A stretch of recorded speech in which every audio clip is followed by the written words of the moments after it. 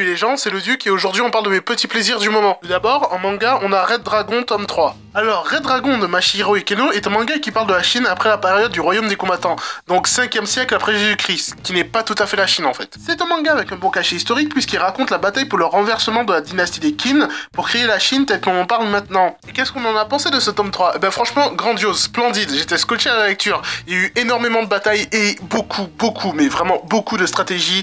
J'ai beaucoup aimé le niveau politique dedans. Franchement, Red Dragon, je valide, surtout ce tome 3, bien meilleur que les deux autres. Toujours en manga, on a le tome 2 de Moi quand je me réincarne en slime. Moi quand je me réincarne en slime est un manga de Taiki Kawakami adapté du light novel éponyme de Fusei.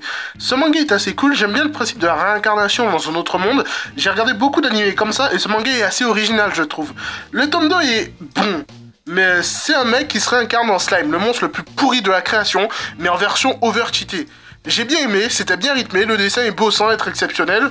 Que demande le peuple? Ensuite, en comics, j'ai commencé la série des All New Avengers avec le tome 1. Les événements se passent après ceux de Secret War, je crois. Le costume de Captain America est maintenant porté par Sam Wilson et Thor est une femme.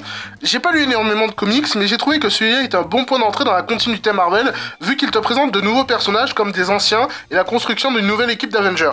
Et j'avais entendu la nouvelle que Thor était devenu une femme dans les comics il y a un moment déjà, et j'avais trouvé ça bizarre, mais finalement, vu comment il est présenté, je l'aime bien, et je pense lire ses comics à elle. Donc, en définitive, sur ce comics, All New Avengers, c'était bien, j'irai lire la suite, et d'autres comics à partir de celui-là. Enfin, en film, j'ai regardé Black Panther de Marvel, et qu'est-ce que j'en ai pensé? Bah, très clairement, on est sur un des meilleurs films de super-héros jamais fait, qui offre quelque chose d'assez différent que ce que Marvel a l'habitude d'offrir. Je l'ai trouvé plus intelligent et beaucoup plus violent que les autres films, mais vraiment beaucoup plus violent. Il y avait moins de blagues, l'ambiance était plus dramatique, surtout vu les thèmes abordés dans le film, qui sont d'ailleurs très bien exploités. Le film est conscient de son époque et joue bien avec ça. De plus, faut savoir qu'un des thèmes principaux du cinéma africain post-colonial, c'est la tradition et la modernité, qui est aussi un des thèmes abordés dans ce film.